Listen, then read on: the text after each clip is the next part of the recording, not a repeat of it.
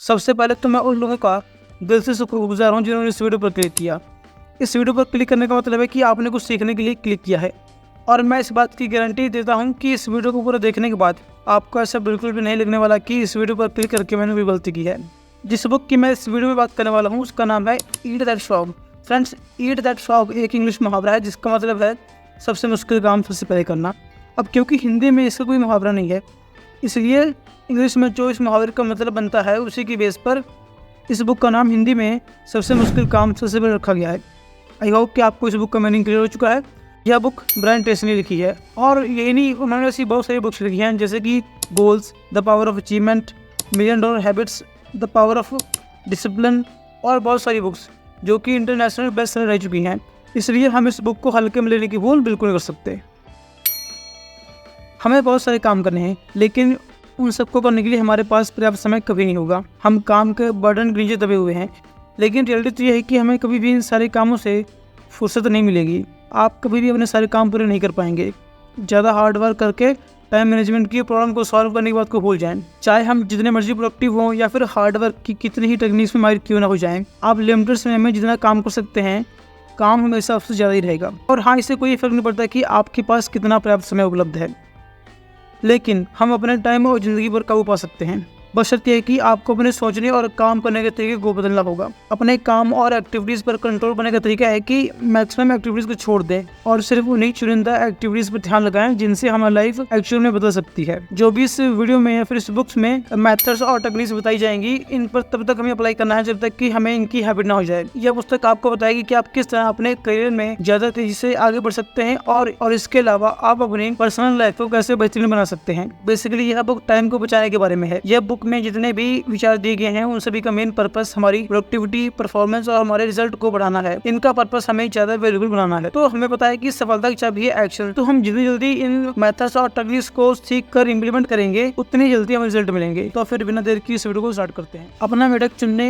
यानी काम को चूज करने और निकलने यानी काम को पूरा करने से पहले आप ये डिसाइड करने की आप जिंदगी में चाहते क्या हैं, यानी आप हर फील्ड में क्या अचीव करना चाहते हैं। कुछ लोगों के ज्यादा तेजी से ज्यादा काम करने का मेन रीजन ये है कि उनके गोल्स और पर्पस एकदम क्लियर होते हैं, इसलिए वह डिस्टर्ब नहीं होते। आप क्या चाहते हैं और उसे पाने के लिए आपको क्या स्टेप उठाने पड़ेंगे, इन पॉइंट्स में आप जितने क्लियर होंगे, टालमटोल छोड़ना, अपने काम को चूज करना और उसे पूरा करना आपके लिए उतना ही आसान होगा। बेसिकली टालमटोल करने का मेन रीजन ये होता है कि हमारी मेंटेलिटी अनक्लियर और डाउट से भरी होती है, जिस कारण हम सही डिसीजन नहीं ले पाते। सिर्फ 3% लोगों के पास क्लियर और लिखती गोल्स होते हैं, जिस कारण ये लोग एक एवरेजिबिलिटी और ज्यादा एजुकेटेड लोगों से कई गुना ज्यादा अचीव कर लेते हैं। गोल सेट करने और अचीव करने का एक बहुत ही पावरफुल तरीका है जिसका यूज हम जिंदगी भर कर सकते हैं। ये 7 स्टेप हैं जो कि बेहद आसान है, और इनमें से कोई भी स्टेप आपकी प्रोडक्टिविटी को 3 से 5 गुना बढ़ा सकते हैं।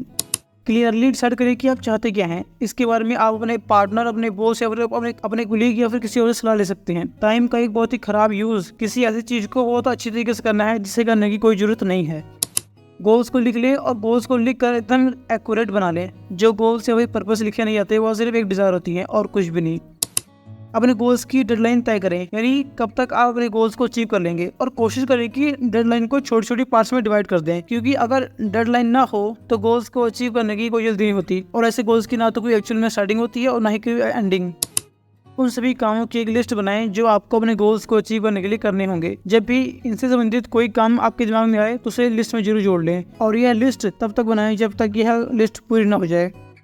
उस लिस्ट की प्लानिंग बनाएं और उसे प्रायोरिटीज और काम के बेसिस पर सेट करें। अच्छी तरह सोच विचार कर सेट कर लें कि कौन सा काम आपको पहले करना है और कौन सा काम बाद में करना है। अपनी प्लानिंग पर तुरंत एक्शन लें। एक एवरेज प्लानिंग जिस पर साथ साथ एक्शन लिया गया होता है, वह उस बेहतरीन प्लानिंग से कई गुना बेटर होती है जिस पर एक्शन नहीं लिया गया होता। हर दिन कुछ न कुछ करने का कमिटमेंट करें जो आपको अपने मेन गोल्स की तरफ आगे बढ़ने में हेल्प करेगा। उस एक्टिविटी को अपने डेली शेड्यूल में जरूर शामिल करें। काम चाहे जो भी हो, हमें एक भी दिन मिस नहीं करना है। आगे की तरफ जो लगाते रहें। एक बार जब आप चलना शुरू कर दें तो फिर पीछे मुड़ के और ना देखें। सिर्फ यही डिसीजन और डिसिप्लिन आपकी गोल्स अचीव करने की स्पीड को और आपकी प्रोडक्टिविटी को कई गुना बढ़ा देगा। एलन लेकिन कहते हैं कि प्लानिंग बनाने का मतलब है कि फ्यूचर को प्रेजेंट में लाना, ताकि आप उसके बारे में इसी वक्त कुछ कर सकें। आपने यह मजेदार सवाल कहने के तो सुना होगा कि हम हाथी को कैसे खा सकते हैं। द आंसर इज एक बार में एक पीस। अब आप बताएं कि आप अपने सबसे बदसूरत मेढक यानी कि सबसे डिफिकल्ट काम को कैसे करेंगे, उसी तरह जैसे कि इस हाथी को खाया जा सकता है। हम अपने काम को step by step small parts में डिवाइड कर लेंगे और उसके बाद पहले स्टेप से स्टार्टिंग करेंगे। गोल सेट करना, प्लानिंग करना और उस पर एक्शन लेने की एबिलिटी से ही हमारी लाइफ की डायरेक्शन तय होती है। इससे हमारी मेंटल पावर का ताला खुलता है और हमें फिजिकली और मेंटल लेवल पर एनर्जी मिलती है। आपकी प्लानिंग जितनी बेटर होगी, टाइम टेबल से उभरना, स्टार्टिंग करना और अपना मिडक निकलना यानी सबसे डिफिकल्ट काम करना हमारे लिए उतना ही आसान होगा। शायद आपने यह 6P वाला फार्मूला सुना होगा, proper period planning prevents poor performance, जिसका सीधा सा मतलब है कि पहले से की गई प्लानिंग पुअर परफॉर्मेंस से बचाती है। प्लानिंग से प्रोडक्टिविटी और परफॉर्मेंस को इंक्रीज करने में काफ़ी हेल्प मिलती है। बट हैरानी की बात यह है कि बहुत कम ऐसे लोग हैं जो इस चीज़ की प्रैक्टिस करते हैं। एक्चुअली में प्लानिंग करना काफ़ी ईजी है। इसके लिए हमें ज़रूरत है सिर्फ एक पेन की और कॉपी की। हमेशा लिस्ट बनाकर ही काम करें। जब हम लिस्ट बनाकर काम करते हैं तो हम हमारी प्रोडक्टिविटी को और रिजल्ट को 25 या फिर उससे भी ज़्यादा बढ़ा देते हैं। इसका मतलब यह है कि आपको हर दिन 2 घंटे का समय एक्स्ट्रा मिल जाएगा। प्लानिंग करने में हम सिर्फ 10 से 12 मिनट लगाते हैं, जिसकी मदद से हम दिन में 2 घंटे का समय एक्स्ट्रा बचा पाते हैं। यहाँ पर एक बात मेक श्योर करें कि आपकी प्लानिंग लिखित रूप में हो। टाइम प्लानिंग का डिसिप्लिन हमारे लिए बहुत ही हेल्पफुल हो सकता है। कई लोगों का ऐसा कहना है कि हर वीकेंड पर 2 घंटे तक अगले हफ्ते की प्लानिंग करने से उनकी प्रोडक्टिविटी काफ़ी इंक्रीज हो गई है और उनकी लाइफ पूरी तरह बदल गई है। डेली प्लानिंग में जो भी टास्क पूरा करें उसको क्रॉस करते जाएं। ऐसा होता देख आपको मोटिवेशन मिलेगा अगले काम को पूरा करने के लिए। लगातार दिखने वाली प्रोग्रेस आपको आगे की तरफ धकेलती है, प्राउड फील कराकर हमारा सेल्फ कॉन्फिडेंस बूस्ट करने में हेल्प करती है, टाइम टेबल छोड़ने के लिए मोटिवेट करती है। लिस्ट बनाकर काम करने से आप ज़्यादा इफेक्टिव महसूस करते हैं। आपकी लाइफ पर ज़्यादा कंट्रोल महसूस होता है। इसकी बदौलत आप तेजी से काम कर पाएंगे और दिन रात प्रोग्रेस के रास्ते पर चलते जाएंगे। यह रूल कहता है कि काम शुरू करने से पहले ही काम की प्लानिंग करने और ऑर्गेनाइज करने में जो आप 10% टाइम लगाते हैं, यह 10% टाइम काम करते टाइम आपका 90% टाइम सेव करता है।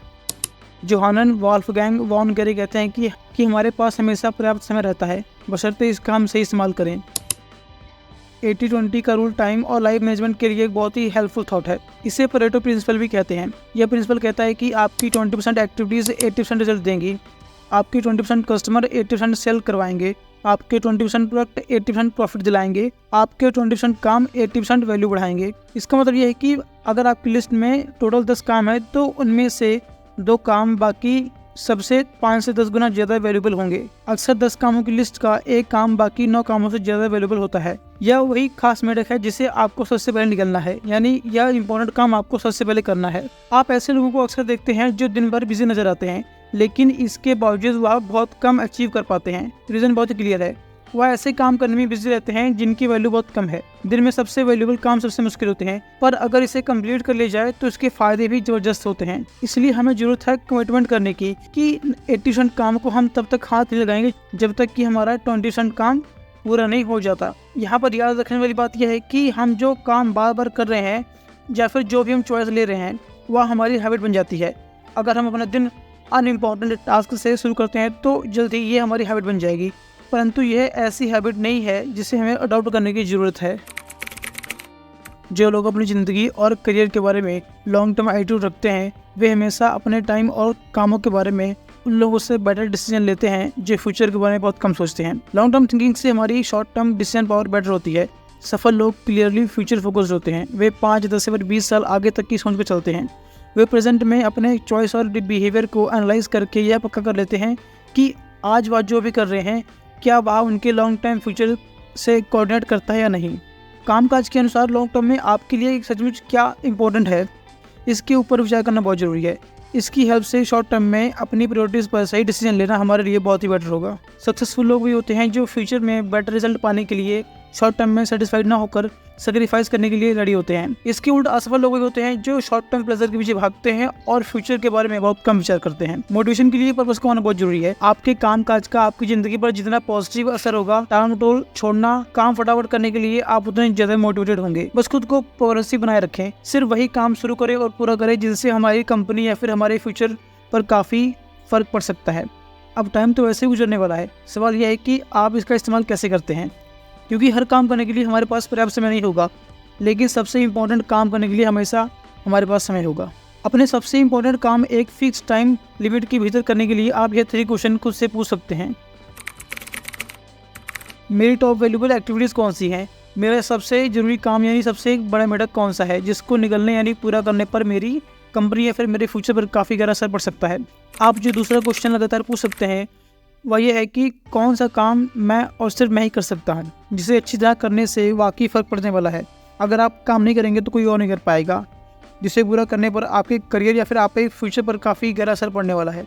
हर दिन खुद से यह सवाल पूछते रहें और एक्यूरेट आंसर सोचते रहें। आप जो तीसरा क्वेश्चन पूछ सकते हैं वह यह है कि इस समय मेरे टाइम का सबसे वैल्यूबल यूज़ क्या है। दूसरे शब्दों में कहें कि इस टाइम मेरा सबसे बड़ा मेढक कौन सा है। इन 3 क्वेश्चंस के आंसर जितने एक्यूरेट होंगे, आपके लिए प्रायोरिटी सेट करना, टालमटोल छोड़ना और उसे एक काम को शुरू करना हमारे लिए उतना ही आसान होगा। रियलिटी तो ये है कि आप जितनी चीज़ें करना चाहते हैं वे आप सभी कभी नहीं कर सकते, किसी न किसी में तो टालमटोल करना ही पड़ेगा। इसलिए बेटर है कि छोटे और अनइम्पोर्टेंट कामों में टालमटोल करें। सबसे पहले यानी सबसे बड़े मेढक को निकलें। हर पर्सन टालमटोल करता है। टॉप परफॉर्मेंस और एवरेज परफॉर्मेंस करने वालों के बीच फ़र्क सिर्फ इतना होता है कि वह किस चीज़ में टालमटोल करने की चॉइस लेते हैं। अब क्योंकि आपको टालमटोल करना ही है तो आज ही कम वैल्यूएबल एक्टिविटीज़ में टालमटोल करने का फैसला करें। सही प्रायोरिटीज़ तय करने के लिए आपको पोस्टेरिटीज़ भी तय करनी होंगी। प्रायोरिटीज़ वह काम है जिसे हम ज़्यादा से ज़्यादा करते हैं और जल्द से जल्द करते हैं। वही पोस्टेरिटीज़ वह काम है जिसे हम कम से कम या फिर एंड में करते हैं, यानी कि अनइम्पोर्टेंट काम। आप अपने समय और ज़िंदगी पर सिर्फ उसी हद तक काबू पा सकते हैं जिस हद तक आप कम वैल्यूएबल एक्टिविटीज़ को छोड़ते हैं। टाइम मैनेजमेंट की फील्ड में सबसे पावरफुल शब्द है नो। इसलिए प्यार से कहें और क्लियरली कहें ताकि सामने वाले को कोई भी गलतफहमी की गुंजाइश ना रहे। जो भी काम आपकी ज़िंदगी और टाइम का वैल्यूएबल इस्तेमाल ना हो उसके लिए क्लियरली नो कह दें। याद रखें, आपके पास फालतू समय बिल्कुल भी नहीं है। कोई नया काम करने के लिए आपको कोई ना कोई काम छोड़ना पड़ेगा। अपनी एक्टिविटीज़ पर फोकस करें। जो अनइम्पोर्टेंट काम है उन्हें दूसरों को सौंप दें। सिर्फ वही काम को करें जो आपके लिए काफ़ी इंपॉर्टेंट है। आज से ही क्रिएटिव टालमटोल की प्रैक्टिस स्टार्ट कर दें। सिर्फ इतना करते ही आप अपने समय और ज़िंदगी पर काफ़ी हद तक काबू पा सकते हैं। ये थी इस बुक की छोटी समरी। आई होप कि आपको अच्छी लगी होगी। मिलता हूँ एक और बुक साथ, तब तक के लिए like, subscribe and share. Good bye, take care.